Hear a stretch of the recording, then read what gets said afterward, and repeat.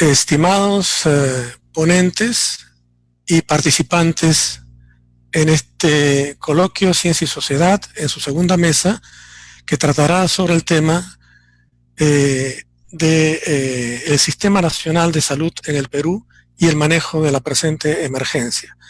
Este coloquio se inscribe en el ámbito de una actividad que se realiza desde hace algunos años en el CONCITEC y que se denomina genéricamente Coloquio Ciencia y Sociedad. Y en este caso, el tema abordado ciertamente es el de COVID-19, ciencia, participación social y decisiones políticas. En esta segunda mesa, sobre el Sistema Nacional de Salud en el Perú y el manejo de la presente emergencia, participarán el doctor Ciro Maguiña, vicedecano del Colegio Médico del Perú, Yanis Seinfeld, la doctora Yanis Seinfeld, directora ejecutiva de Evidenza Consultores, y el doctor Enrique Casalino, director médico de Asistencia Pública y Hospitales de París. Luego haré una presentación breve de sus hojas de vida, brevísima, en unas líneas, pero en el mismo orden en que ellos van a participar, pero antes quisiera darles las pautas de esta reunión. Habrán 2 intervenciones de cada uno de los 3 participantes, sucesivamente uno tras otro, y por 8 minutos cada uno, y luego una segunda intervención de 5 minutos. En esa segunda intervención, el ponente respectivo podrá complementar lo que mencionó, lo que describió en su primera intervención, y también podrá, si así lo desea, abordar algunos temas que han sido tocados por los otros 2 expositores, si es que así lo cree conveniente. Y luego de esas 2 intervenciones sucesivas, vendrá una estación de preguntas. Las preguntas inicialmente van a ser las que el CONCITEC ha preparado, nuestro grupo organizador, para este efecto, pero nos interesan muy especialmente las preguntas del público, ¿no? Y estamos seguros que el público va a ser muy activo en preguntas, como lo fue el día de ayer, que tuvimos excelentes preguntas y una magnífica intervención de todos los expositores, como sin duda será también hoy. Entonces comenzamos en ese orden y voy a leer el breve currículum de el doctor Ciro Maguiña. Él es médico cirujano, magíster y doctor por la Universidad Peruana Cayetano Heredia, especialista en enfermedades infecciosas y tropicales y en dermatología. Ejerce como médico del Hospital Nacional Cayetano Heredia y como profesor principal en la Facultad de Medicina de la Universidad Peruana Cayetano Heredia. Es miembro titular de la Academia Nacional de Medicina y miembro del Comité Asesor del Instituto de Medicina Tropical Alexander von Humboldt y de 12 sociedades médicas científicas nacionales e internacionales. Es autor de 187 trabajos de investigación publicados y de 6 libros. Ha recibido varias condecoraciones, entre ellas el Premio Russell en Medicina y el de la Fundación Hipólito Unanue. Doctor Ciro Maguiña dispone entonces de 8 minutos para esta primera intervención. Muchas gracias, Benjamín, y un gusto estar en esta ponencia tan importante. Además, soy miembro investigador de CONCITEC. Recuerde que también hemos calificado por segunda vez y he sido vicerrector de investigación de Cayetano durante casi 5 años. Y en realidad voy a comenzar con mi ponencia. Un segundito, a ver, ya. Es un breve resumen que el Perú ha cambiado pues en los últimos años. Ya todos sabemos que ahora se ha concentrado en las urbes y eso, en mi opinión, influye de manera negativa incluso en la actual epidemia. En Loreto, particularmente, donde ha colapsado el sistema, la gente de la rural pasó a la selva y el hacinamiento y la pobreza, más las enfermedades tropicales, generó en Loreto el colapso, ¿no? Y eso también se ve en Lima, en los conos, la turización, con los mercados generó este tipo de crecimiento urbano, un factor que ha generado toda la catástrofe que estamos viviendo, particularmente en Loreto, en el norte, ¿no? Además de ello, obviamente, el tema del agua potable y el desagüe, si bien se aguanta mucho en cuanto a porcentajes en muchas partes de Lima, pero todavía hay lugares del Perú profundo donde el desagüe sigue siendo un tema no resuelto, ¿no? Y obviamente a ello el tema que hay indicadores que en estos años, como la salud infantil, que hemos mejorado, la mortalidad infantil, pero todavía no hemos llegado a niveles óptimos, y la mortalidad materna se ha mantenido también bastante baja. Y la situación, en resumen, del tema de la salud en Perú es que en los últimos años el presupuesto ha sido poco, ocupamos el segundo lugar en América. El rol rector lo perdimos con las regiones, otro factor importante que ahora pues el ministerio trata de ser bombero, ¿no? Y incluso en el tema de Loreto hemos pedido al Colegio Médico que apoye un puente aéreo y declare un desastre. Entonces, este rol rector tiene que retomarse sí o sí, y en la región es un caos que obligó al comando a intervenir cuando no funcionaban los gerentes regionales. En algunos sí ha funcionado, un ejemplo Cajamarca, un ejemplo positivo en medio del caos, y obviamente este COVID nos enfrentó en los distintos sistemas desintegrados, que es una crítica al sistema, ¿no? Seguro, MINSA, privado, Fuerzas Armadas, etcétera. Y hay que decirlo, el enfoque en esta pandemia ha sido básicamente hospitalario. Se ha descuidado el tema de la atención primaria, a pesar que es prioritario, lo hemos dicho en todos los tonos, y esta integración ha generado todo lo que ahora vemos en cuanto a cifras y problemas de manejo, ¿no? Y lo último, lo que ha colmado el vaso es cómo los medicamentos que se sugieren, las guías que sirven para muchos pacientes a nivel comunitario hospitalario, se han disparado y han generado una crítica que hoy el presidente va a ver mañana en el Consejo de Ministros, tratar de regular el tema de los medicamentos, que es otro frente que se ha abierto. Además, lamentablemente hay un oligopolio, un monopolio, yo diría, de la industria farmacéutica, que influye negativamente. Entonces, esta desintegración factura. Hoy el que está resistiendo mucho es el Hospital Rebagliati, y también el sector privado se ha unido de manera, por primera vez, a un comando. Hoy de las clínicas depende, está algo bueno, antes cada uno era átomos sueltos. Y el tema de la medicina tradicional, que es importante, prácticamente ha sido desatendida en el sentido histórico, y bien se trata de integrarlo desde hace años, importante en atención primaria no ha tenido y no tiene impacto de ahí. Por lo tanto, ¿cómo hemos recibido en general a los pacientes? Hospitales viejos, colapsados, los históricos Loaiza, 2 de Mayo. Los especialistas que se concentran en Lima, Trujillo y Arequipa han sido insuficientes, y encima casi el 30-40% que somos mayores de 60 años, por los riesgos, hemos ido pues a hacer la cuarentena. Entonces, hoy se está enfrentando con muchos médicos jóvenes inexpertos y con pocos especialistas. Incluso en Loreto es más dramático, donde la carencia de equipos ha hecho que más de 180 médicos se enfermen, mueran alrededor de 18 médicos de Loreto, incluso gente joven. Eso revela cómo, cuando hay tragedias de salud pública, la importancia de los especialistas, incluso el mal manejo que se ha tenido muchas veces en cuanto a, porque no haya medicamentos, daban por falta de experiencia o falta de oxígeno también las consecuencias fatales que hemos tenido.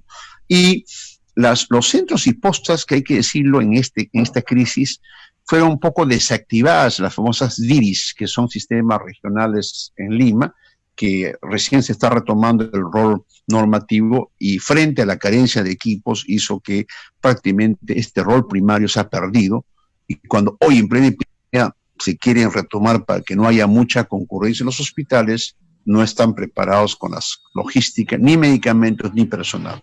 Y un tema también que ha influido, que los médicos en el Perú, la mayoría son por terceros sin derecho, o CAS, que obligó al actual ministro a que regularice ese, incluso había gente sin pago. ¿Cómo enfrentamos una epidemia con no solamente falta de equipos, sino también médicos en condiciones no adecuadas para su desempeño, ¿no? Y obviamente, aparte de eso, cuando uno analiza ya qué sistema enfrenta el COVID, un sistema pues atomizado, desfinanciado, y obviamente hay muchos hospitales hoy día, ante el COVID, que daban citas cada 3 meses. El CIS, que han amplía el dinero, pero no la cobertura, que es otro tema también que ha influido y va a influir en el futuro, ¿no? Todo esto ha generado, obviamente, que algunos hospitales puedan resistir, pero un tema grave que ahora se está viendo, a la falta de recursos humanos, y no solamente en el tema de los especialistas, ¿no?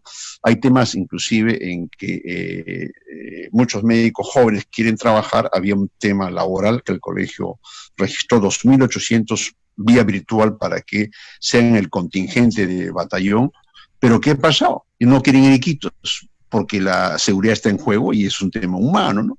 Y cuando uno ve, digamos, qué alternativas, hemos señalado que ya no queda más que, y creo que todos han coincidido, un sistema único de salud. Eso ya cae de maduro y el colegio va a trabajar una propuesta con OPS, con el Estado, porque esto ha revelado que la crisis histórica ya tiene una salida política, incluso en el tema laboratorio. Una red pequeña, el INS, 8 regiones sin equipos preparados y las universidades que tienen pruebas de biología molecular tienen que ser capacitados y eso es un error. No hay una red nacional de laboratorios y creo que puede ser importante que el laboratorio sea un tema vital porque cualquier epidemia tenemos una red nacional que no existe en la práctica. Incluso tuvieron que ir a Arequipa a buscar si la Católica, la UNSA calificaba y mañana recién Puno es calificada para hacer pruebas del PCR, no un tema que ya pues es antiguo, ¿no? Eso revela lo obsoleto que estamos en el tema de los recursos de laboratorio. Y el tema de investigación, lo positivo que yo rescato es que, por ejemplo, en medio de crisis, universidades distintas ofrecieron tecnologías como San Marcos, que ganó el concurso de la máscara en 95, los ventiladores de la Marina, la Católica y la UNE, y obviamente eso ha permitido la necesidad de que la industria esté ligada a la empresa, incluso en el tema de las vacunas. Cayetano Heredia, con un grupo de una empresa que también se genera investigación con innovación en empresa, está generando también la futura vacuna para el desarrollo, ojalá, que sirva para la humanidad. En conclusión, se ha visto cómo, en medio de la crisis sanitaria, los esfuerzos que ha hecho el Estado, grandes de recursos económicos. Queda un minuto, Ciro. Sí, creo que este tema de investigación, yo soy investigador nato, creo que ha revelado la importancia del desarrollo. Y esto termino, ¿por qué Corea logró controlar parte del brote? Porque tuvo innovación, tecnología, el genoma de los chinos hizo su técnica molecular y con eso hizo el barrido. Perú ha dependido de una prueba rápida que sirve, pero que no es lo ideal. Por lo tanto, nuevamente el rol de la investigación e innovación para también técnicas para control. Salud, cuidado con COVID.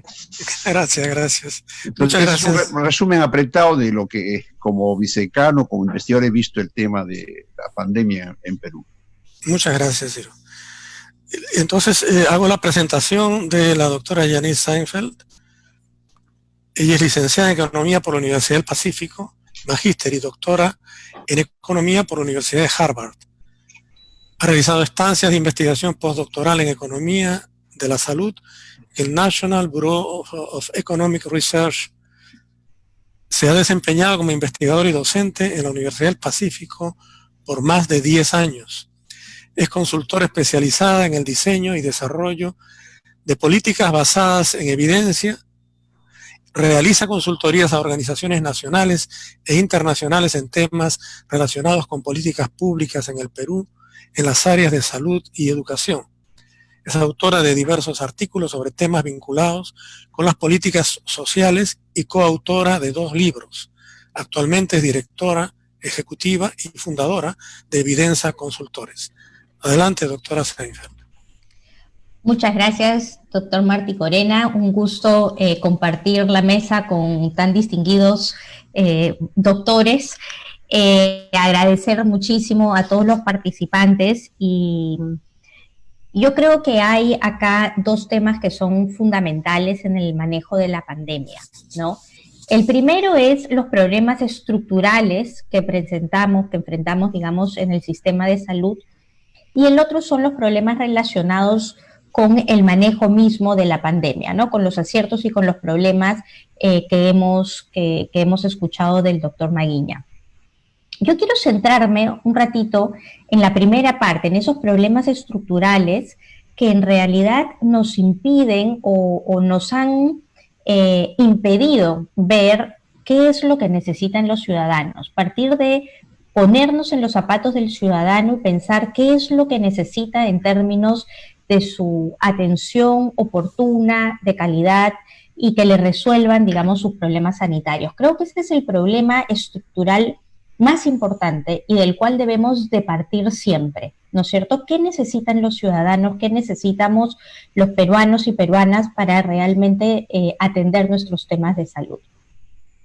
Y si nosotros pensamos en qué necesitamos los ciudadanos, lo que vamos a tener, digamos, más cerca es que cuando tenemos un problema de salud, llegamos a la posta, al centro médico, y muchas veces en ese nivel de atención no nos pueden resolver los problemas que se nos presentan, o porque no hay médicos, o porque no hay medicamentos, ¿no es cierto? Y entonces ahí es que o decidimos si el problema de salud es simple, ir a la farmacia, o tenemos que llegar a un establecimiento de mayor nivel resolutivo, como un hospital. Y entonces estamos, como decía el doctor Ciro, estamos centrados en un modelo hospitalario. Eso no viene, digamos, de la pandemia, ese es un problema estructural que mantenemos desde antes de la pandemia. Ese modelo hospitalario se lleva muchos de los recursos, ¿no es cierto? Nosotros en Vidensa Consultores hicimos una estimación de la pirámide que se dice de servicios de atención médica, y encontramos en realidad que no era la pirámide invertida que normalmente creemos que tenemos en el sistema de salud peruano, sino era una especie de reloj, digamos, con esos relojes de arena, ¿no es cierto?, que tenemos un primer nivel de atención débil, ¿no? En presupuesto utiliza alrededor del 23% de los recursos, pero también no solamente en presupuesto, sino en recurso humano es muy débil.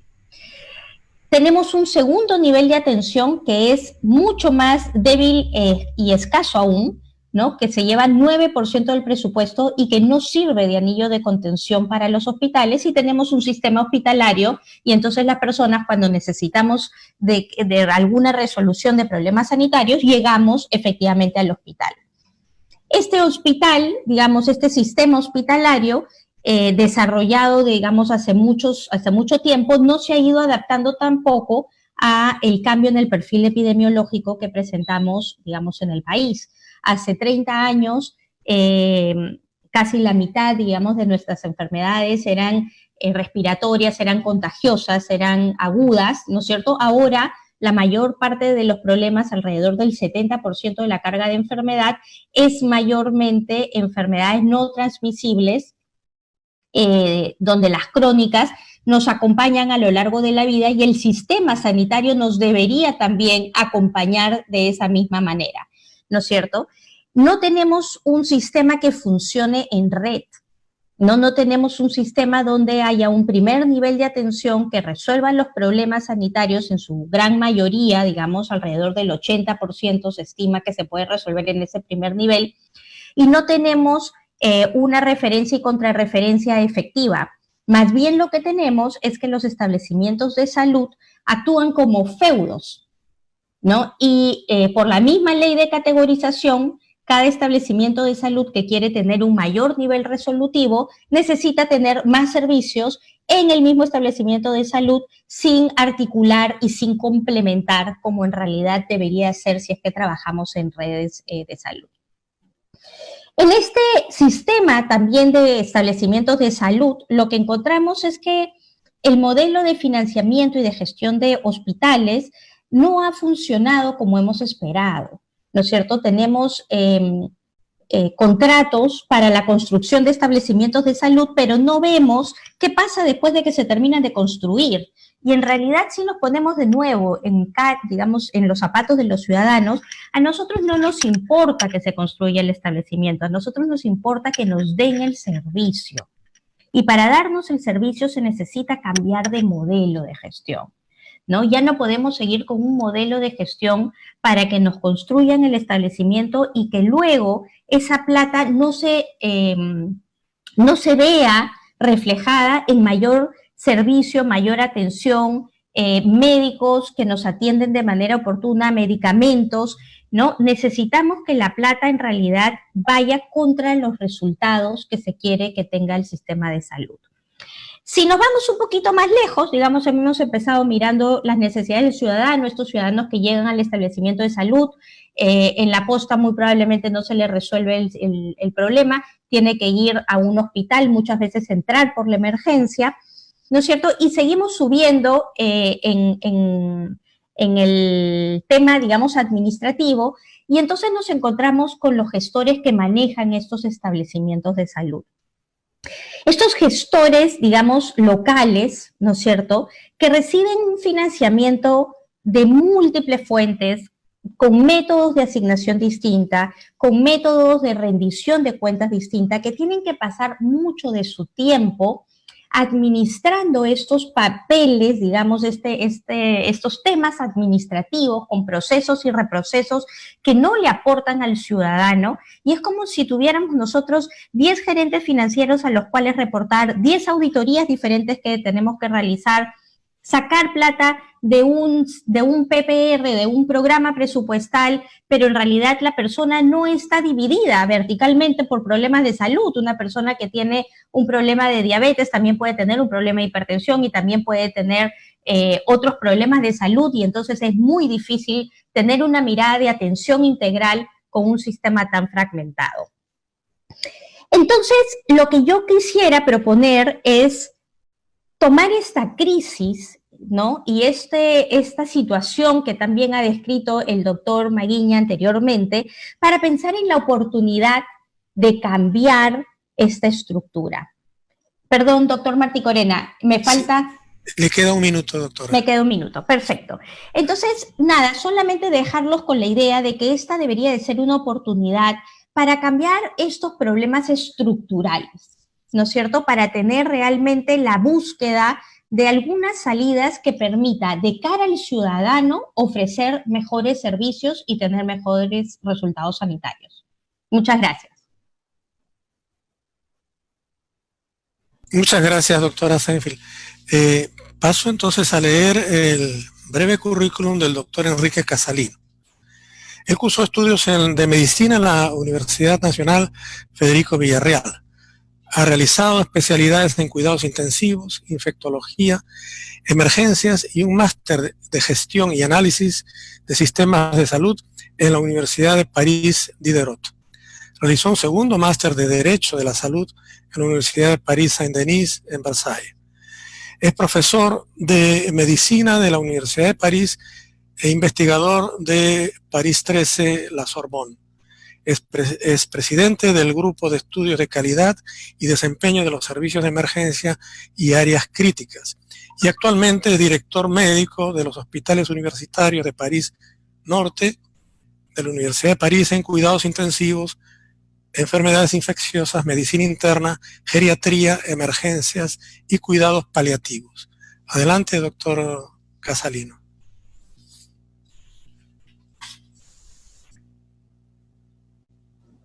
Está con el micrófono apagado, doctor. Muchas gracias. Voy a tratar de seguir un poco el orden de lo que mis dos predecesores han abordado como temas. Creo que hay algunos puntos muy interesantes de lo que ha dicho el doctor Maguiña y lo que ha dicho la doctora Yanis a propósito de lo que puede ser interesante en la experiencia francesa. Creo que uno de los elementos importantes en la experiencia europea y en las preocupaciones que tenemos ahora es que la epidemia va a continuar o no, y pensábamos que la llegada del calor del verano acá iba a bloquear este virus. Cuando vemos que en Iquitos es uno de los lugares en que en el Perú está más afectado, esta primera hipótesis parece caer al piso, y no es un problema de un virus que viene como la gripe en el periodo invernal, puede ser un virus que seguramente resiste a la temperatura, aunque hay algunos estudios que dicen que no, pero hoy en día, con lo que yo veo en el Perú, en Loreto, con lo que ha pasado en Indonesia, por ejemplo, que son países cálidos, la temperatura no va a ser algo que nos va a proteger. Además, la mayor parte de la epidemia que sucede actualmente en Lima y en la costa afecta a las zonas nortes. Estamos en un periodo de verano todavía. Un segundo elemento importante también en la descripción de la epidemia es el problema de la ansiedad poblacional. Se ha concentrado mucho más en los sitios urbanos y en los sitios donde hay un brazaje, una mezcla de poblaciones, una actividad comercial intensa. He sido muy sensible a lo que ha descrito Ciro Maguiña con propósito del agua potable. Se ha descrito acá en Francia de que se encuentra el virus en el agua de los desagües y que si los circuitos de agua y de desagüe en el Perú no están garantizados, podría ser un factor, aunque parece muy difícil de evocarlo, pero no podemos negar de que la situación económica de la población está sumamente ligada a la importancia de la epidemia. He sido muy sensible igualmente a la problemática de la organización de la salud.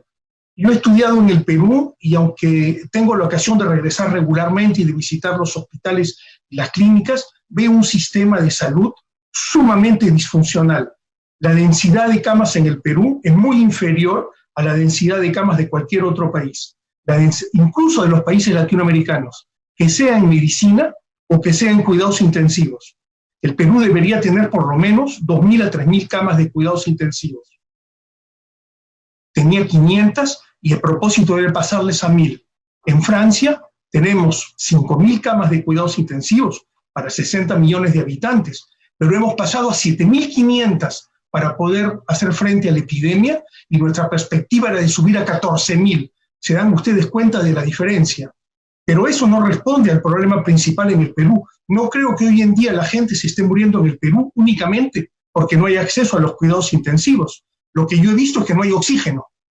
Y cuando no hay oxígeno quiere decir que es una falla fundamental, esencial en la concepción de la capacidad de respuesta de un sistema de salud. No puede ser que la gente se muera porque no tiene oxígeno. Hoy en día el oxígeno es una atención básica de salud, es el equivalente de una cama en un hospital. Porque una cama en el hospital no sirve de nada si no hay una capacidad técnica al lado. Y el mínimo de esa capacidad técnica es el oxígeno para un paciente que tiene una falla ventilatoria, una falla respiratoria. Me parece absolutamente fundamental que cada uno de nosotros comprenda a qué punto nuestro sistema ha sido perfectamente insuficiente. Y eso es seguramente un problema que no es solamente una cuestión de dinero. Es verdad que el Perú invierte menos de 4% de su Producto Interior Bruto. En Francia es 11 a 12. El promedio en Europa es alrededor de 8 o 10 y en Inglaterra es 7. En Estados Unidos es 17. Hay un problema fundamental de consideración de la salud. La salud no es un gasto, la salud es una inversión. Es como la educación nacional.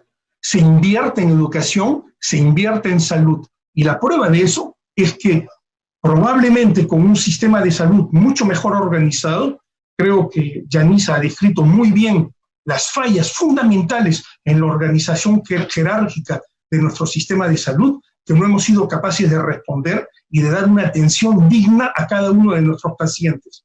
He visto fotos en el periódico que han sido chocantes, con pacientes esperando en la calle y que no había oxígeno para darles y que estaban tirados en el suelo.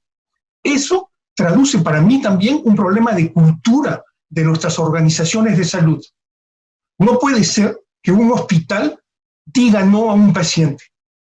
Ese paciente tiene que ser recibido aunque tengan que ponerlo en la oficina del director, aunque tengan que ponerlo en los consultorios, aunque tengan que ponerlo en el hall del hospital.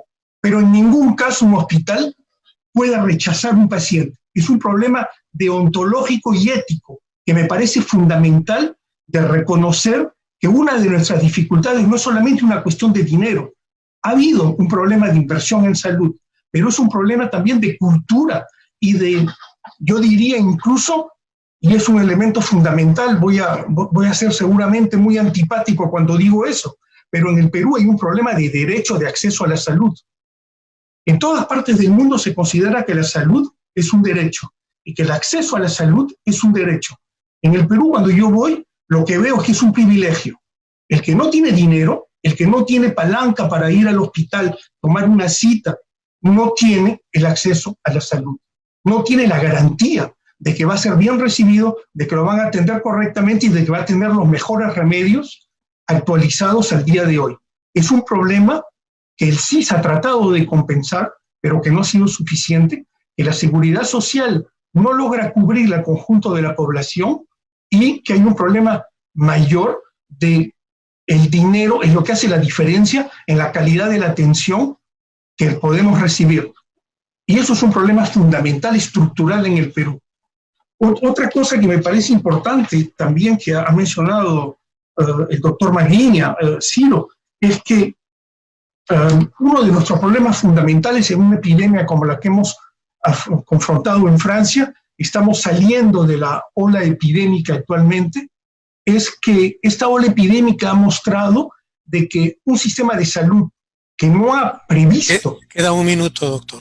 Ok, un sistema de salud que no ha previsto que una situación como esta puede presentarse, que cada hospital no ha escrito un proyecto de respuesta de organización del hospital ante una situación epidémica, que el conjunto del sistema de salud no se ha organizado para ver cuál era la mejor manera de articular la respuesta de cada uno de sus actores, ese sistema de salud no puede responder. Generalmente voy a Lima y cuando voy a Lima visito hospitales y en muchas veces he propuesto de que se escriban lo que acá llamamos el plan blanco, es decir, que cada hospital tiene un sistema de respuesta previsto en caso de epidemias, en caso de crisis, en caso de frecuencia, de un flujo inhabitual de pacientes al hospital. Eso es fundamental y es parte de los elementos sobre los cuales vamos a tener que trabajar para mejorar la capacidad de respuesta del sistema de salud en su conjunto, de cada uno de los hospitales, de los sistemas de atención primaria, y vamos a poder seguramente seguir conversando sobre eso. Gracias, Benjamín. Muchas gracias, Enrique. La segunda ronda de intervenciones es por 5 minutos y comienza igualmente con el doctor Ciro Maguiña. Adelante, Ciro. Benjamín, muchas gracias. Sigo con Yanis y con mi amigo Casalino, que alguna vez no hemos visto acá en Lima. Como infectólogo nos contagiamos de pasión muchas veces. Y obviamente la realidad de Perú es bien dramática. Nosotros, incluso por decir la verdad, dije una frase que estoy haciendo un artículo: ni pánico ni pasividad, realismo. Si el realismo de Perú es bien dramático, en las regiones que yo conozco, la selva he trabajado, es realmente, eso de la falta de oxígeno fue una cosa pues increíble, que un cura haga una Teletón que consiguió 1,5 millones para conseguir oxígeno, y ahora está faltando oxígeno ya en Tumbes, en Tarapoto y en Pucallpa, y a raíz de la crisis sanitaria, en varios emergenciólogos, de desastre nacional, cuando colapsa el sistema, tal como lo vemos día a día, el desastre permite movilizar recursos. Y fíjate, Troque Alzarino, el Colegio Médico sacó de su chanchita. Hemos invertido cerca de 500,000 soles con nuestros médicos, con nuestras avionetas, y recién con tanta crítica es que el presidente nos escuchó y ahora ha hecho un puente aéreo. Si hubiera declarado desastre, porque hay leyes que permiten, no la ha hecho, no sé qué razones, y creo que es un poco, hemos sentido pasividad. Y acá en este resumen, hago un resumen de lo que he vivido y vivimos en este momento, ¿no? Primero, obviamente, hay aciertos, y un país en crisis sanitaria histórica, haber hecho esta cuarentena, me parece bien, que el colegio incluso lo propuso antes del presidente, y mantuvo una posición, porque veíamos el escenario sanitario, el haber hecho la deportiva para tener a los contactos que ha servido, creo que es importante. Incluso las pruebas que lo defendimos, a pesar que no es lo mejor, porque las pruebas moleculares fueron donadas por la OMS, lo ideal era tener, pero finalmente sirve hoy día para detectar a los ambulantes, a los policías, al personal de salud. Mal que bien están las pruebas, que es un logro que hay que reconocerlo. Supo escuchar. Recuerdo a la ministra que al comienzo lo destinó ella, estaba realmente en otro planeta, hay que decirlo, mi amiga, la doctora Nostroza, y habían presupuestado 3.700.000 para enfrentar el COVID, una cosa increíble. Dijimos, eso no alcanza. Hicimos las críticas constructivas, convocó a los expertos y dijimos en la primera reunión con la ministra que haga un comando, que después lo hizo el otro ministro. Por lo tanto, supo escuchar el colmo que para el INS, el laboratorio que tenemos muy limitado, solo era capaz de hacer en Lima, un brote que ya estaba haciendo. Todo eso nos escuchó, el presidente cambió por el actual ministro, que obviamente también era con otra experiencia, y creo que incluso experiencias buenas ha sido lo que ha hecho Cajamarca. Cajamarca tiene 1 millón de habitantes, zona pobre, pero tal como decimos, cuando hay organización, gestión, los ronderos, una cosa única creo que hay en el mundo, lograron evitar que la gente la cola, este tema del contacto persona a persona, que creo que es importante para la salud pública, y todas las autoridades juntaron esfuerzos, incluso sin tener muchos recursos. Un ejemplo de que sí se... Y ese tema de los famosos cordones epidemiológicos, lo hemos planteado en radio, televisión, muchos expertos, pero lamentablemente el gobierno, por distintas razones, no la ha implementado, los llamados cercos comunitarios. Ha funcionado. Cajamarca es un ejemplo, y en Lima todavía puede funcionar en los 11 distritos más concentrados. Alimento, y la gente se inmoviliza, por lo tanto que ahí ha faltado, y falta todavía, creo, en el Perú, este tema estratégico de tipo comunitario, ¿no? Y ya hemos dicho que ahí conseguimos todo el tema primario, está en muchos años desatendido y ha pagado factura actualmente. Era increíble que los alcaldes, que son importantes, nosotros no hemos reunido hasta en 3 oportunidades con varios alcaldes, los conos, mañana tenemos... Queda un minuto, Ciro. Nos reunimos con él y no nos escucha. Y obviamente se ha actuado muchas veces con estrategias de bombero, las colas, hombre, mujer, los bonos, todo lo que creo es lecciones aprendidas. Y concluyo, este es mi balance final, que es obviamente, es un virus muy agresivo, muy contagioso, con cuadros clínicos que nos han cambiado nuestro chip, la propia fisiopatología.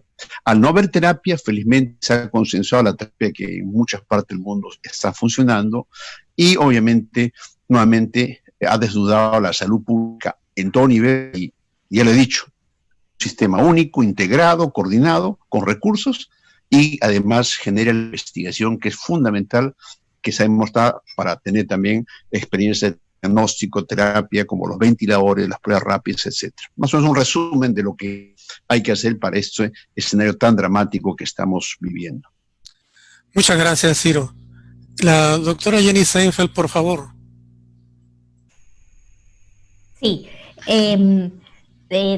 yo me voy a centrar en pensar en algunas salidas que van a servir efectivamente para la emergencia, pero que también están pensando en el cambio más estructural.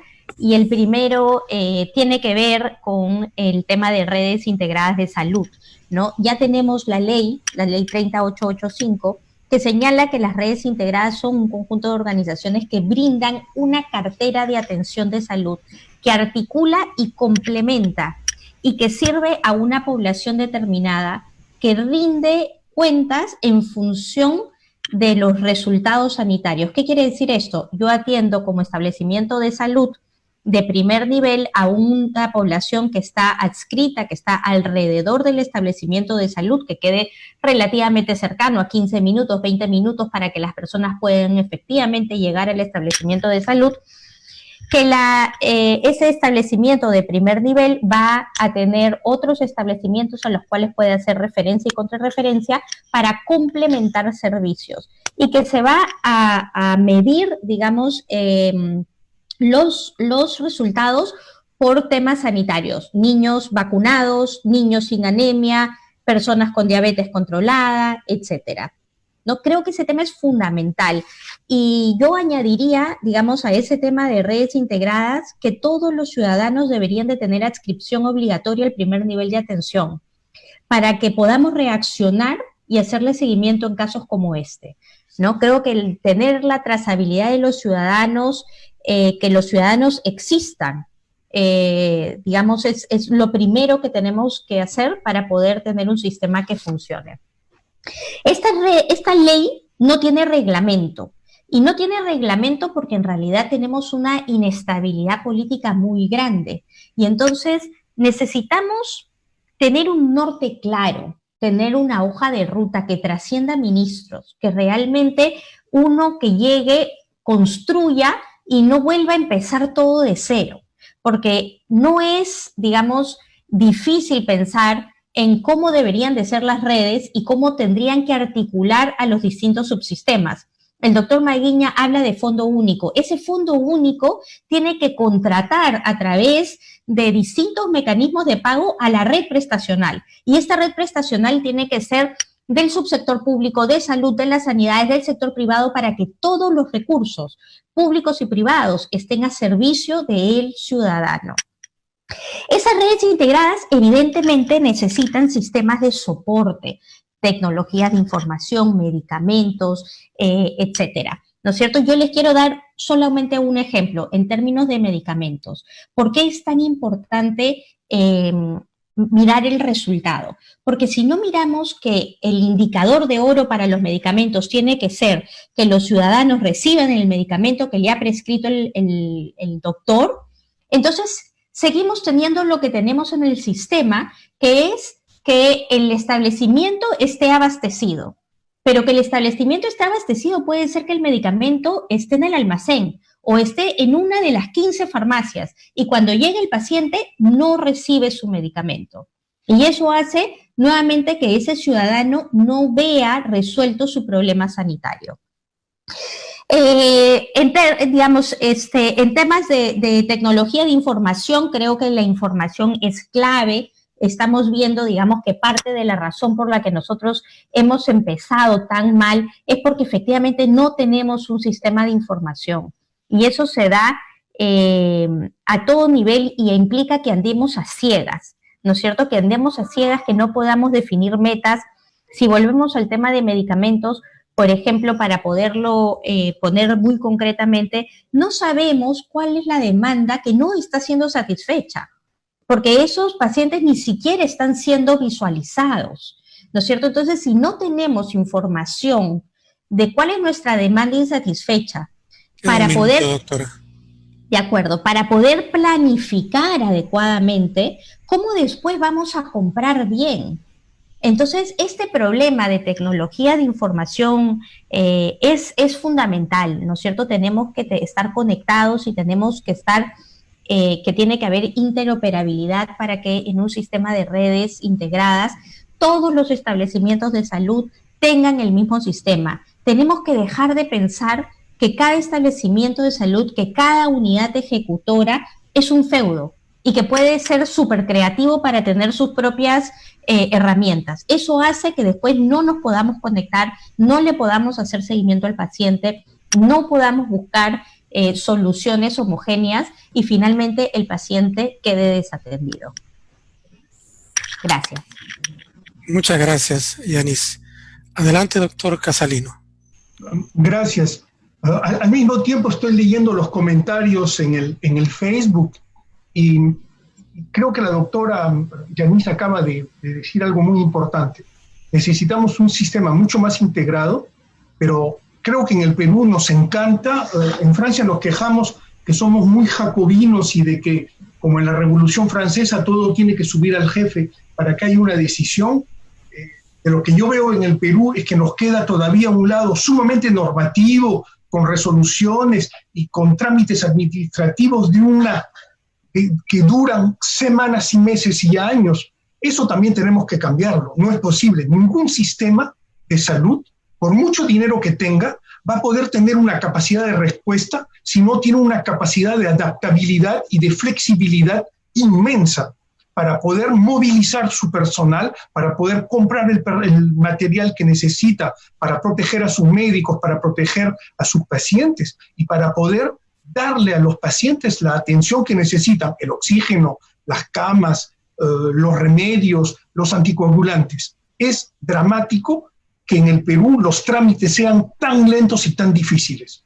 Hay que dar mucho más facilidad, flexibilidad, adaptabilidad al sistema, en todos los sectores. Pero en la salud, esto acaba de desenmascarar la dificultad estructural mayor y cultural que tenemos en el Perú. Pienso que es peor que la corrupción, para decirles, porque esa incapacidad del Estado a responder a una necesidad es peor que la corrupción. Es contentarse de una respuesta a mitad de velocidad, cuando tendríamos que ser muchísimo más eficaces y mucho más violentos y eficaces en la respuesta. Otro punto que es muy importante es compartir con ustedes por qué en Francia hemos logrado salir de esta ola epidémica. El sistema es mucho más rico, por supuesto, hay mucho más recursos. Es verdad que tenemos más camas de UCI, hay una capacidad económica probablemente más importante, pero uno de los elementos esenciales ha sido un elemento de cultura. Hemos compartido con la población una voluntad de protegerme yo de proteger a los otros, de proteger a nuestras familias y de proteger así a todo el país.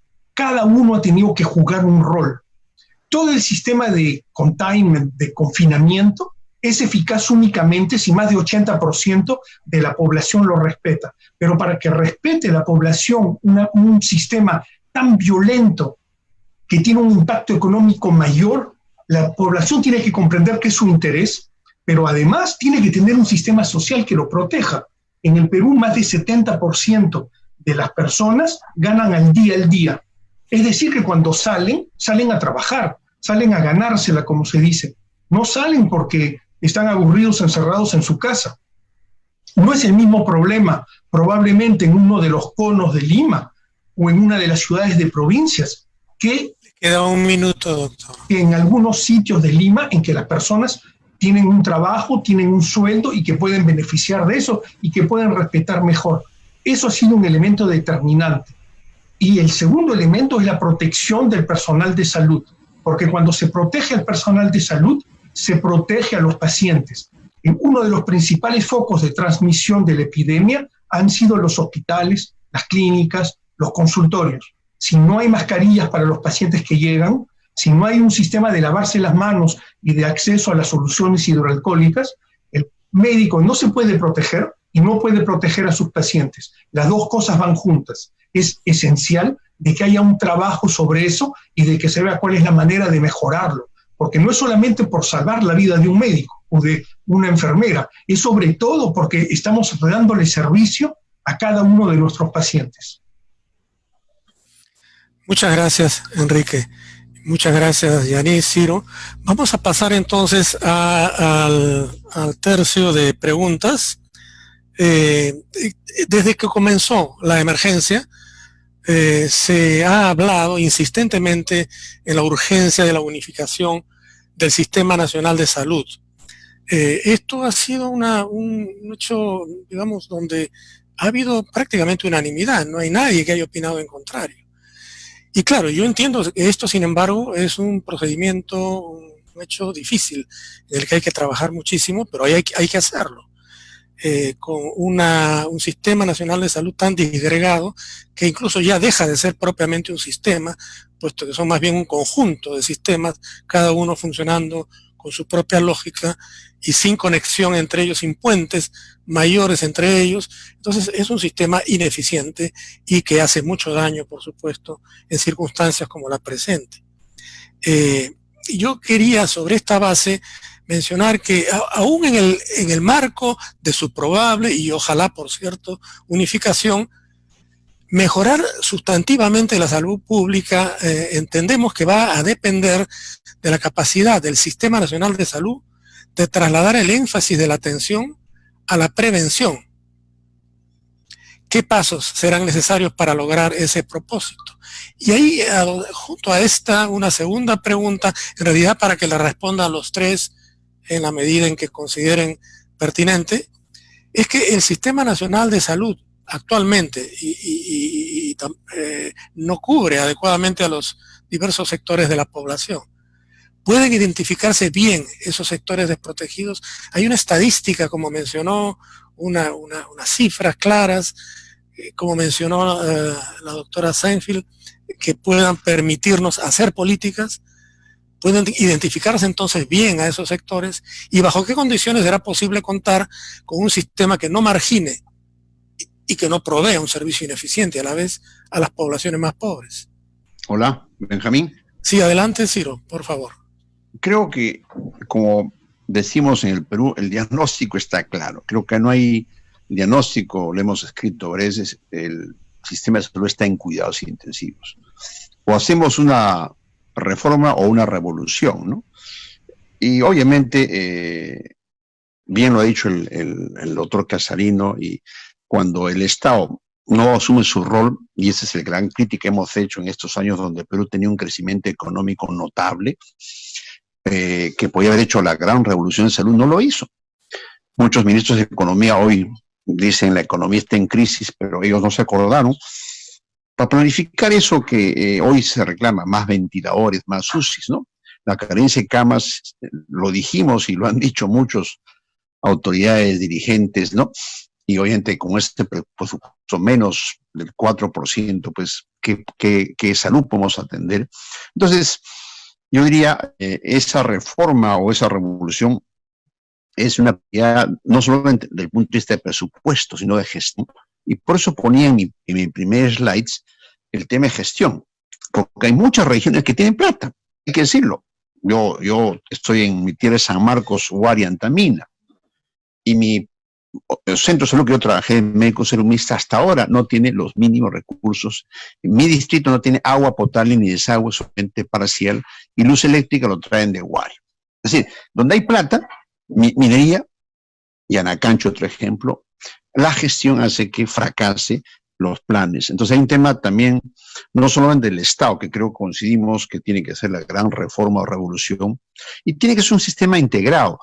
Ya no podemos estar en este sistema, cada uno baila con su pañuelo, y es una elección buena lo que hizo Pilar Macetti, que por primera vez tenemos una data integrada de cuántas camas y UCIs tenemos, por lo menos una elección buena de la crisis, ¿no? Porque no había la data, y al pobre presidente le decían ver tantas camas, esto era pues una fórmula equivocada, y sobre eso querían dar martillazos, ¿no? Entonces, si no tienes una data en general, las decisiones políticas pueden ser erradas. Y eso ha pasado en el manejo de la actual crisis con una data incompleta. De 100 camas que le dijeron, ahora hay 1070, porque se está improvisando por la crisis y la necesidad, y grandes esfuerzos que creo que hay que conocer, el esfuerzo económico que hace el actual Estado, no somos mezquinos. En conclusión, creo que esa reforma, Benjamín, tiene que ser un tema de gestión. Y termino este enfoque, el famoso rol rector.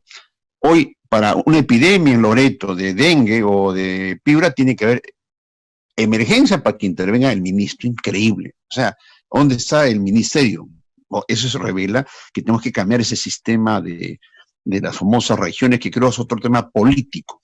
Creo que ese sistema de regiones ha sido departamento. No puede ser que Tumbes no esté integrada a Piura. Es un absurdo. Pero nuevamente los modelos políticos de cacicazgos han influido. Entonces tiene que haber un modelo de cambio de rectoría y en el tema de las regiones. Sin eso, por más que hagamos presupuesto que tenga el Estado, si tenemos caciques en regiones que no integran y cuando haya plata, va a ser un tema de gestión. ¿Cómo se mezcla también el tema del modelo de regiones que tenemos en el país, que es parecido a los estados federados de otros países, ¿no? Pero acá creo que el modelo de regiones tiene que ser reevaluado, especialmente en salud y educación. Creo que es una expresión clara el fracaso que hemos tenido, no esta vez, de las regiones en el tema de controles de epidemias, que esto ha desnudado también. Claro, eso creo que es el eje del tema. Claro, muchas gracias, Ciro. La doctora Seinfeld, por favor.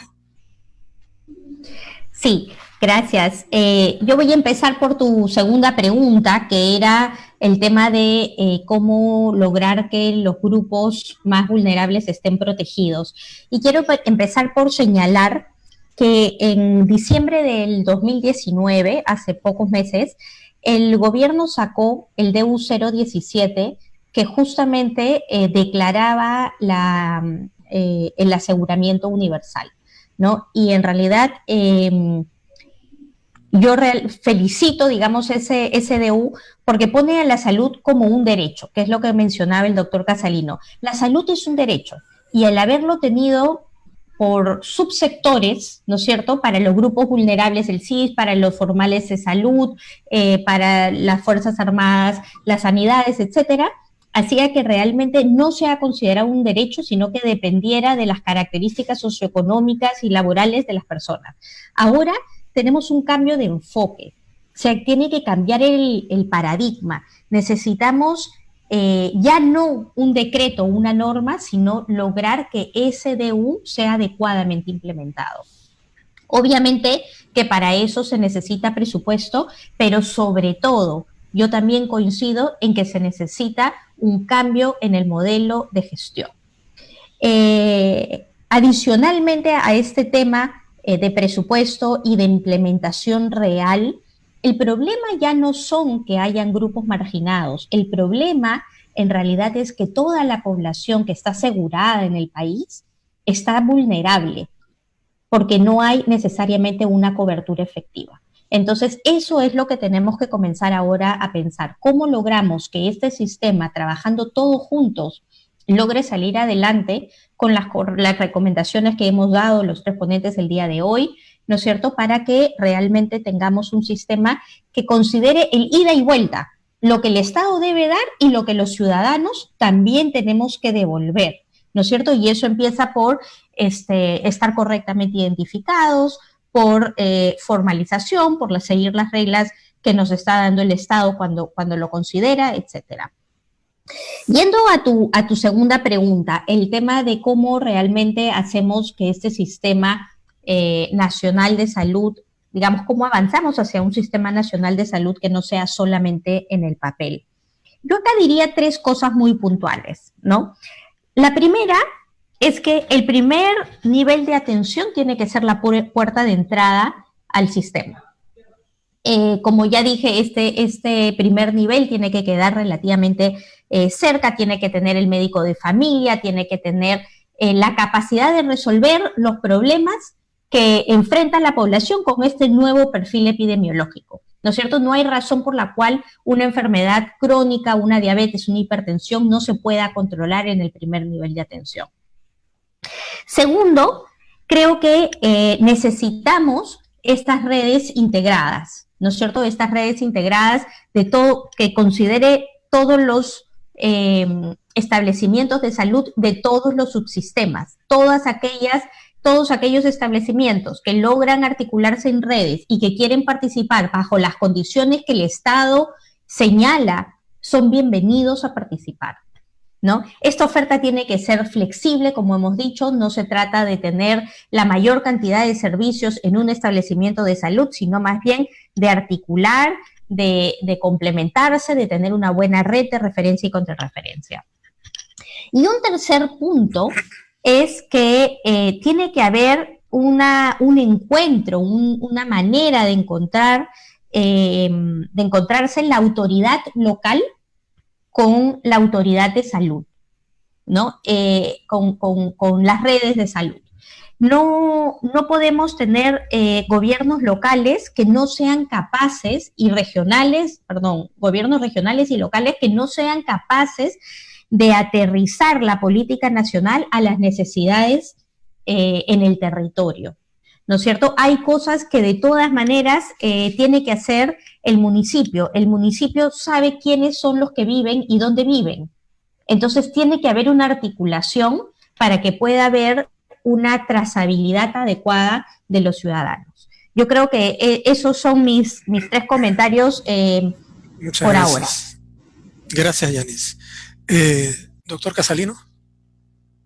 Sí, me parece muy interesante lo que hemos discutido y creo que para responder un poco a las 2 preguntas tengo que decirles de que en Francia han habido muchos errores que se han cometido, como han sido cometidos en muchos países, y en el Perú han habido aciertos importantes. Uno de los primeros aciertos fue comenzar la regla del confinamiento cuando la epidemia estaba en estados sumamente precoces.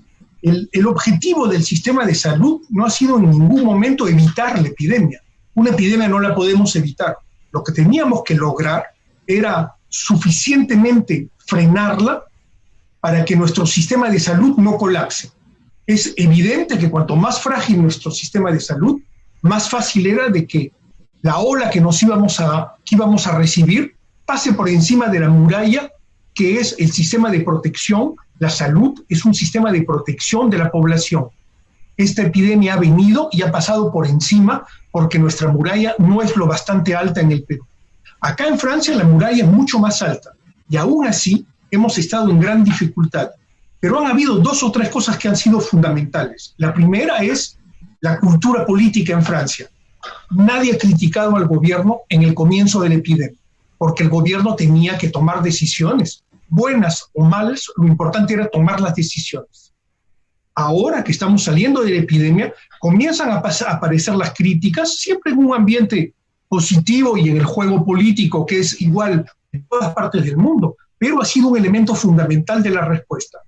El segundo elemento es que toda la estructura del Estado ha tenido una autoridad del presidente de la República, el ministro de Salud, los directores regionales, los directores de las agencias regionales de salud, los jefes de departamento, los directores de las provincias, los directores de los hospitales.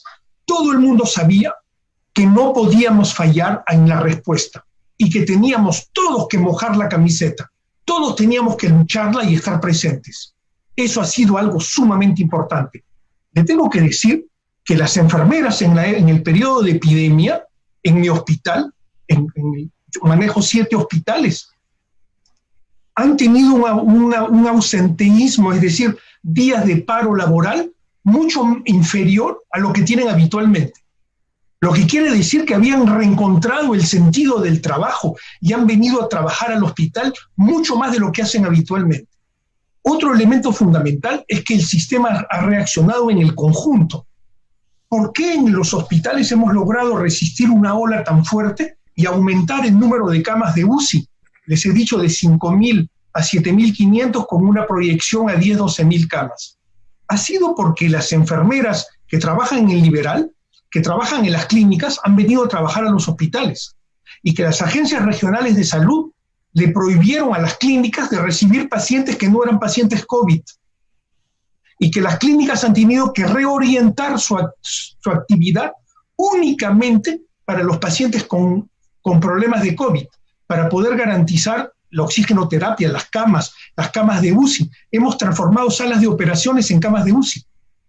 Por supuesto que eso tiene una consecuencia en el sistema de salud, porque hay pacientes que hubiesen necesitado una atención y que ha habido un atraso en el manejo de esos casos esperando salir de la epidemia. Pero la prioridad de todo el sistema y el sacrificio de cada uno ha sido fundamental en la respuesta. Eso muestra, para mí, un espíritu patriótico. Y pienso que los peruanos somos patriotas, pero tenemos que sentir que el esfuerzo es colectivo. No soy solo yo que me mojo el día que llueve. Tenemos que estar todos mano con mano para responder colectivamente. Que seamos los médicos, las enfermeras, el personal de limpieza, todo el mundo ha sido ejemplar en la respuesta. Y la autoridad del Estado ha sido fundamental para poder responder a este enorme desafío. Cada peruano tiene que comprender la inmensidad del desafío que ha representado esta epidemia y que en el Perú sigue representando, y de que no hemos salido de la curva epidémica, no hemos logrado entrar todavía ni siquiera en la fase de control de la epidemia, lo que quiere decir que todos los esfuerzos están delante de nosotros, están delante de cada uno de los peruanos, médicos, enfermeras, personal administrativo en todos los niveles.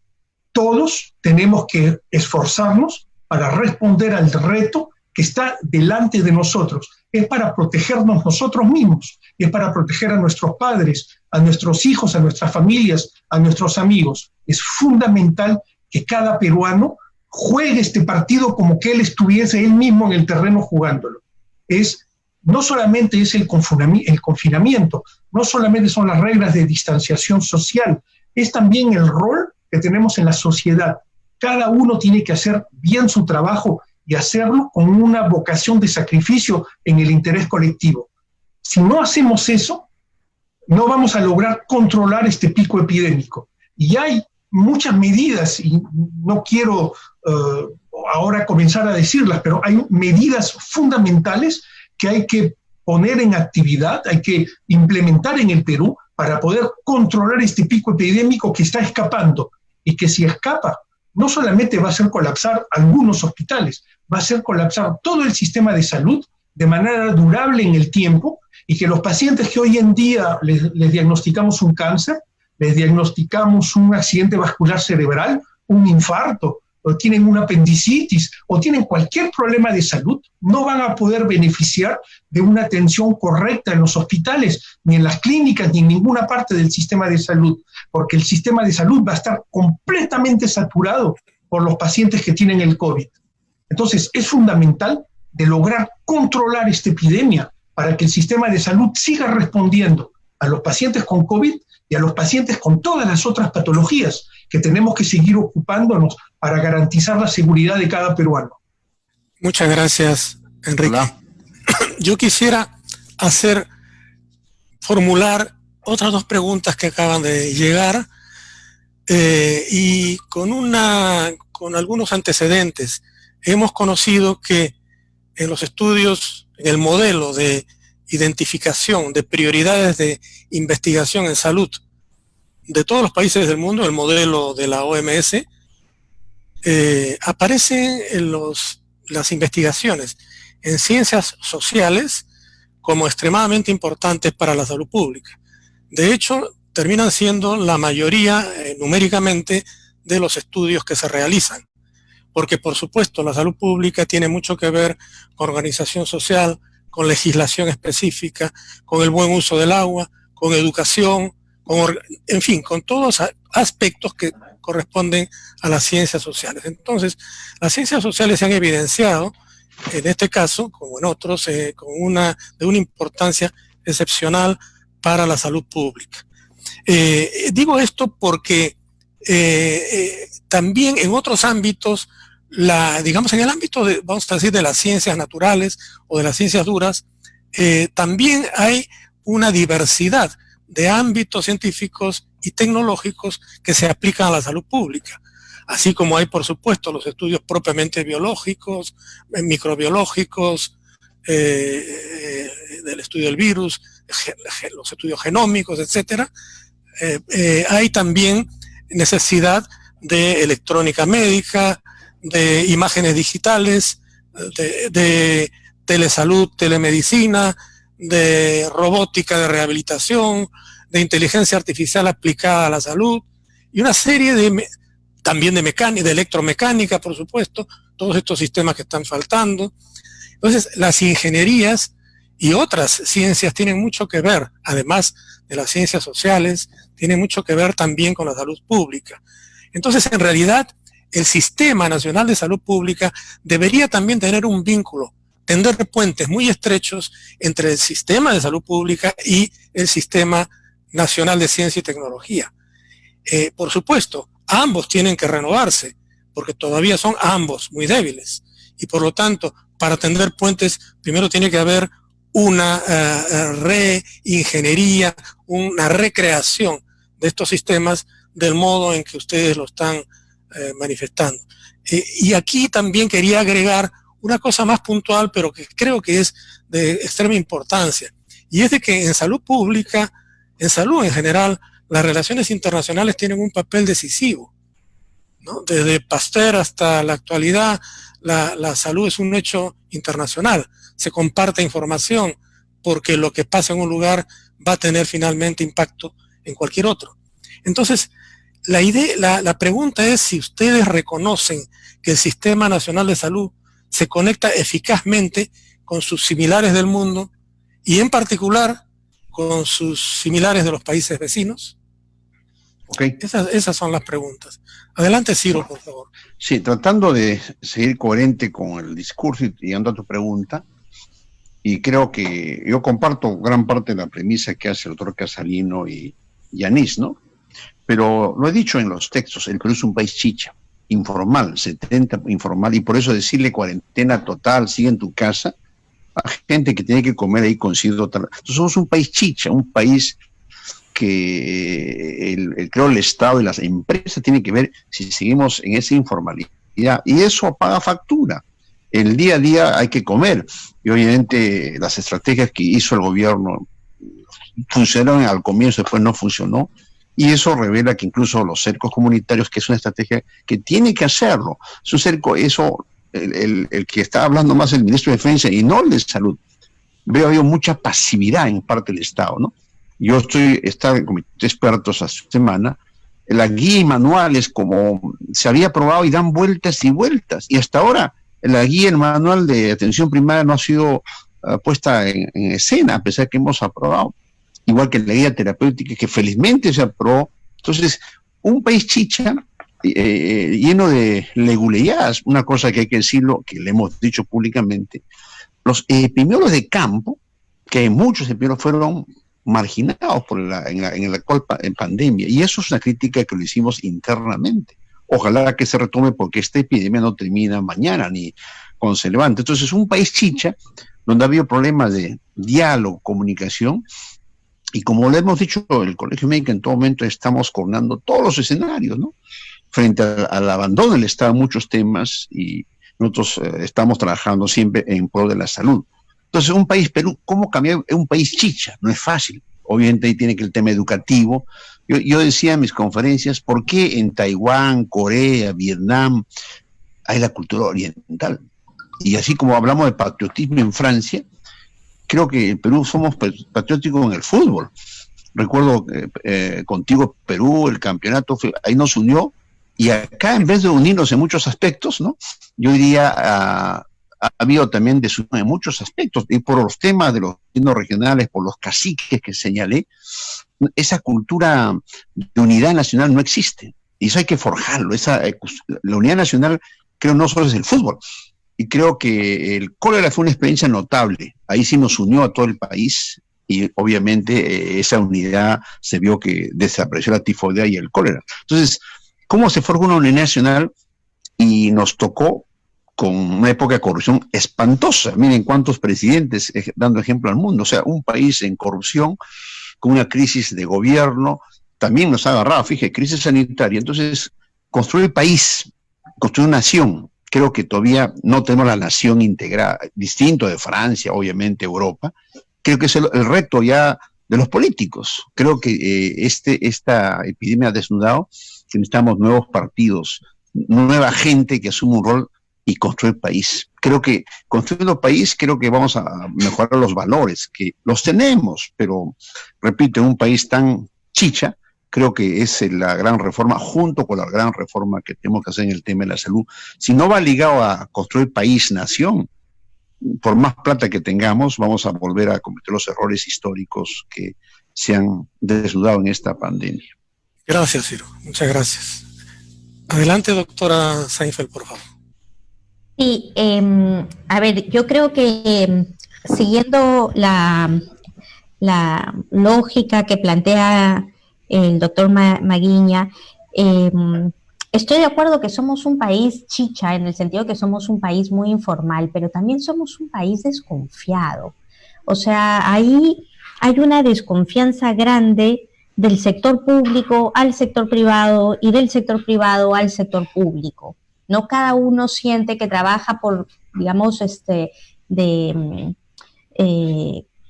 casi uno contra el otro, ¿no? Desconfiando uno del otro. Y ahí yo creo que el SINACYT tiene un rol clave como articulador, por ejemplo, del trabajo en equipo del sector público, del sector privado, de la academia, ¿no? Construyendo una agenda común que nos permita ser más propositivos que reactivos, que nos permita pensar en un norte claro, con políticas nacionales.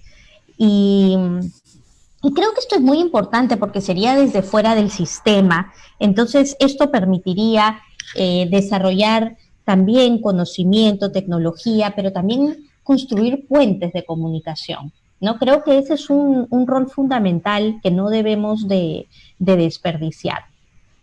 En temas de las experiencias internacionales y cómo nos articulamos con este tema, digamos, de estar conectados con lo que pasa en el mundo, yo sé que el MINSA tiene una oficina general de cooperación internacional, pero sinceramente no conozco, no percibo que haya una labor permanente, sistemática, de recoger las mejores prácticas y las experiencias exitosas. Y puede ser también un rol que puede tener el SINACYT. Un tema adicional, digamos, es, lo mencionaba el doctor Maguiña, lo unidos que estuvimos con la epidemia del cólera. Hemos pasado otras epidemias, hemos pasado el cólera, hemos pasado el H1N1, pero no queda esa memoria institucional, porque justamente tenemos tanta rotación de funcionarios, ¿no?, que no hay una memoria institucional que nos permita estar mejor preparados. Entonces, Nuevamente, ese es un desafío que también creo que se debería de recoger. Para terminar, quiero decir que no solamente son las experiencias internacionales las que tenemos que ver, ¿no? También tenemos que ver las experiencias nacionales exitosas. Por ejemplo, en el tema de abastecimiento de medicamentos, que es un tema que nosotros hemos estudiado, digamos, bastante, la experiencia de salud ha sido bastante positiva. Salud ha logrado articular la información prestacional con la información logística, ha podido identificar esta demanda insatisfecha, ha podido tener información que le permita ver dónde es que está el medicamento y por qué no llega al paciente, ¿no es cierto? Y esto lo ha hecho gracias a la posibilidad de tener un operador logístico especializado, que por más que cambien las autoridades, el operador logístico sigue siendo el mismo y va ganando experiencia y con una buena gestión va mejorando, digamos, constantemente, ¿no? En vez de tener esta ida y vuelta. Otra experiencia interesante es la unidad de inteligencia y análisis de datos que tiene salud, que permite, digamos, saber dónde están los focos infecciosos, optimizar la programación, optimizar las camas, etcétera.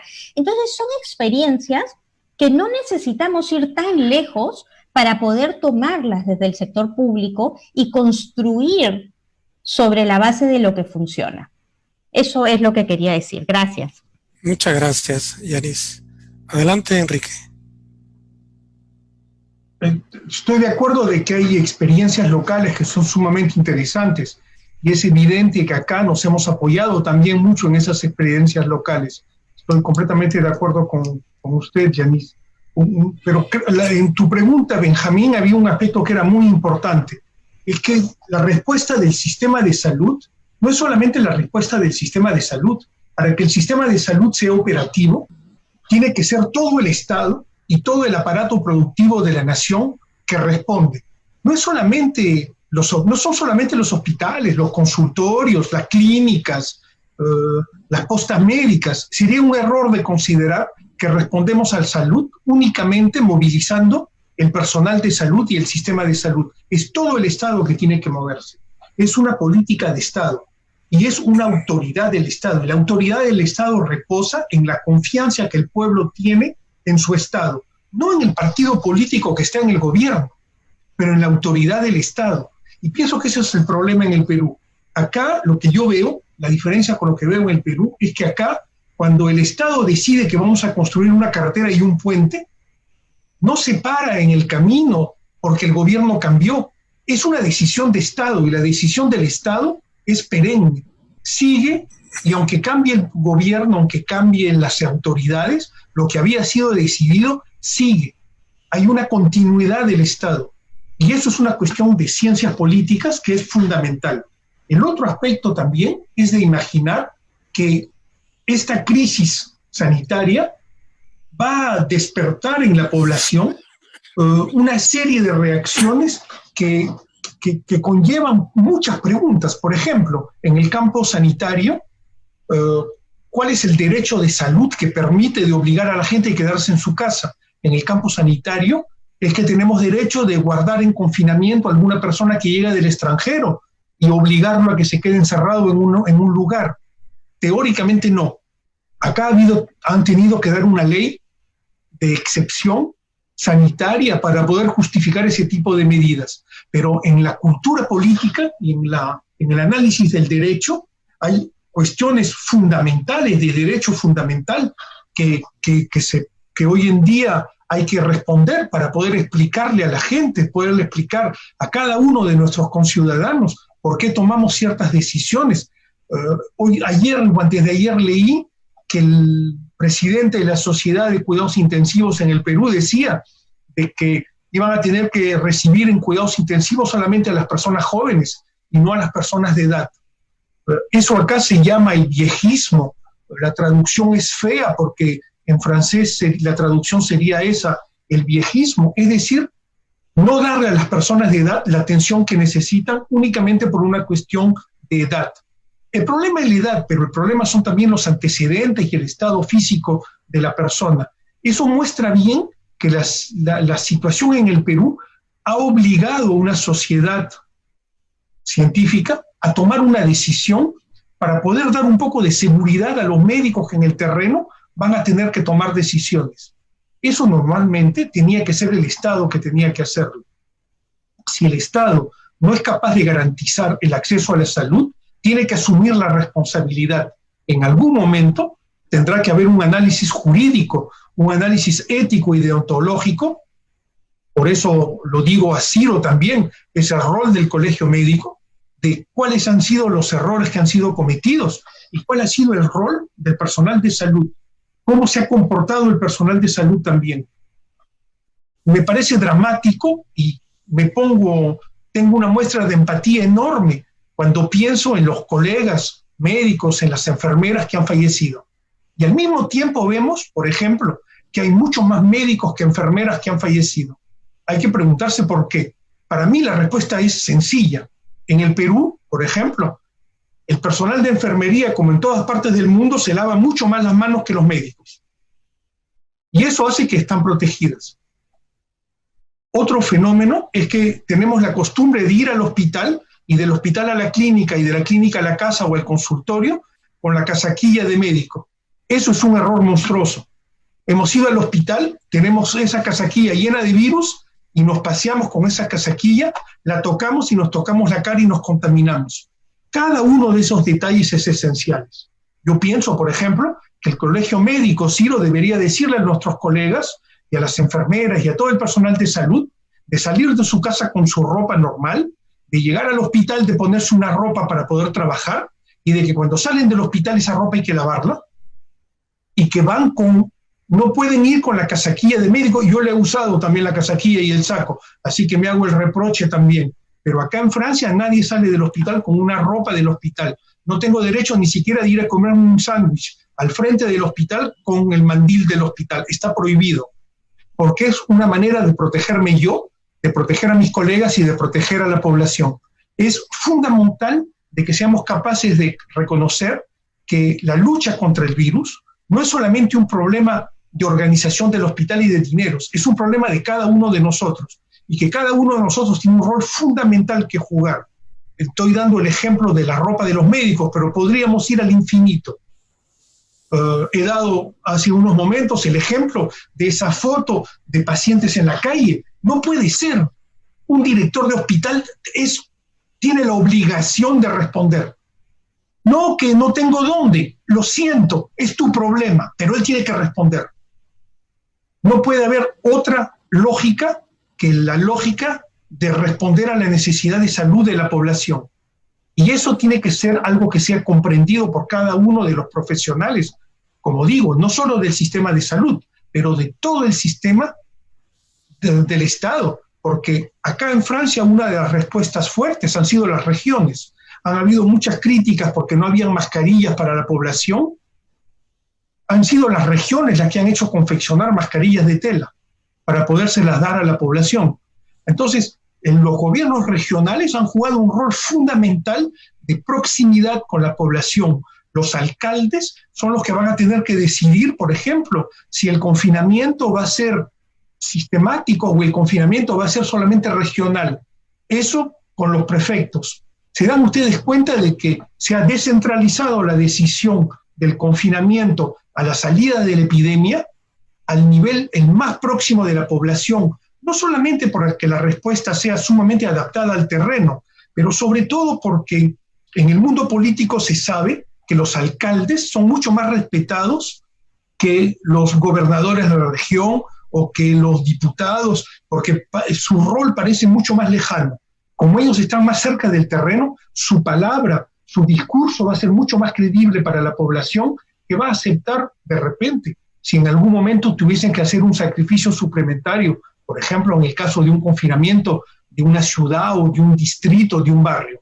Es sumamente importante de que cada peruano sienta de que el Estado está a su servicio y que el Estado demuestre de que él está a su servicio, no solamente en la salud, pero en el conjunto de los ámbitos y de las responsabilidades del Estado, porque es solo así que somos capaces de luchar contra un desafío como esta epidemia de COVID-19. Muchas gracias, Enrique. Hemos llegado al final porque queda solamente 1 minuto para las 6 Sí. y nuestro límite son las 6 de la tarde. 10 segundos. Hay muchas preguntas que han venido, que han llegado. No, por cierto, no todas las podemos responder. Hemos planteado algunas de ellas. Ciro quiere hacer una última intervención, pero solo de 30 segundos.